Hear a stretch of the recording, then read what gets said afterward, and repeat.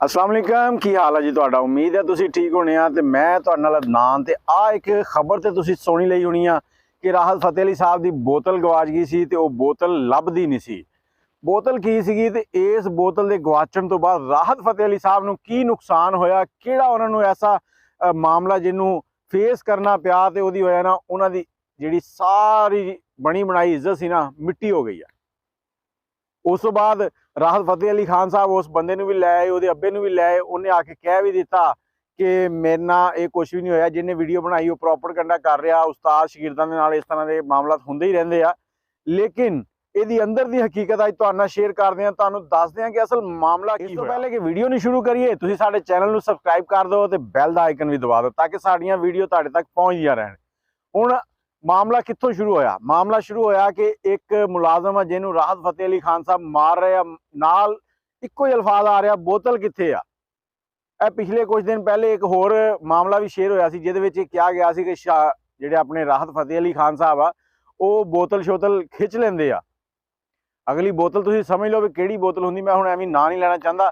ते वो बोतल मेरे ख्याल च उही बोतल सी जिहड़ी गवाच गई सी।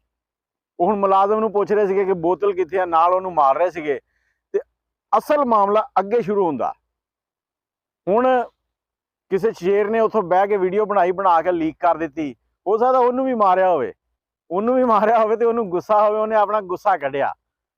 उस अगला मामला जिहड़ा होया वो ये होया कि जिथे ना हसन नूं समझ आ रही ना रोण दी समझ आ रही कि मैं रोवां या हसां, क्योंकि राहत फतेह अली खान साहब एशियन ब्रिटिश ट्रस्ट एक तंजीम है जिहड़े कि बरतानवी शहजादे ने बनाई हुई आ ते ओहदे पाकिस्तान वालों सफीर सीगे।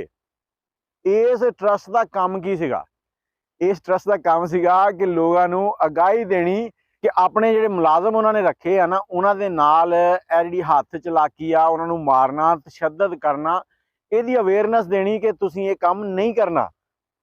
हुण तुसीं वेखो कि वो बंदा जिहड़ा पाकिस्तान की नुमाइंदगी कर रहा, जिहड़ा कि पाकिस्तान वालों एक सफीर आ उस तंजीम दे विच, इस मामला नूं रोकण लई, लोकां ताईं अगाही पहुंचाउण लई उही बंदा ये काम कर रहा।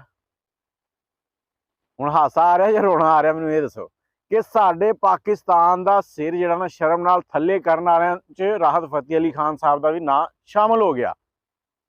हुण उन्हां ने क्यों कीता? वो बंदे दा बयान भी आ गया, वो कहंदा जी वो बोतल सीगी कि राहत फतेह अली खान साहब दे जिहड़े मुर्शिद सी उन्होंने वो पानी दम करके दिता सीगा। वो दम करके दिता सीगा ते उन्हां दा गला जिहड़ा ना उहनूं साफ रखदा सी। वो पानी इन्हां ने पीना सीगा ते वो बोतल अगे पिछे हो गई सीगी ते ये मेरे नाल थोड़ी जी वो गपशप ला कर रहे सीगे।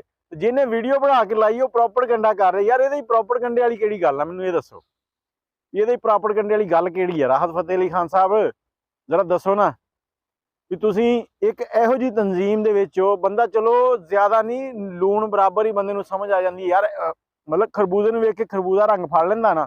वो तंजीम कह रही है कि तुसीं नौकरां ते तशद्दद नहीं करना ते तुसीं अपना ही नौकर झंब सुटिया मार मार के। ते हुण ओहदा नुकसान ये होया, एक ते पाकिस्तान की बदनामी, दूसरा उस शहजादे ने फारग कर छड्डिया इन्हां नूं तंजीम चों। ये पक्की रिपोर्ट है जी, वो फारग हो गए आ। हुण जिन्ने मर्जी बयान देई जाण, जो होना सी वो हो गया। तीर जो कमान चों निकल जाए तो मुड़दा नहीं हुंदा। लिहाजा तुहानूं यही कहांगा कि अपने मुलाजमीन नाल इस तरह का बर्ताव ना करो, नहीं तो उन्हां दे विचों कोई ना कोई फिर तुहाडी भी वीडियो बना के वायरल करेगा तो फिर तुसीं वेखदे रह जाओगे साडे नाल होया की आ।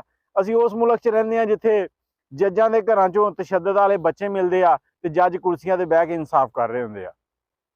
इत्थे फिर कुछ भी एक्सपैक्ट किया जा सकदा, कुछ भी इत्थे हो सकदा। ते हुण तुहानूं राहत फतेह अली खान साहब वास्ते की कहना चाहोगे, कमेंट च जरूर दसना। मैनूं इजाजत दिओ, दुआवां याद रखियो। अल्लाह हाफिज़।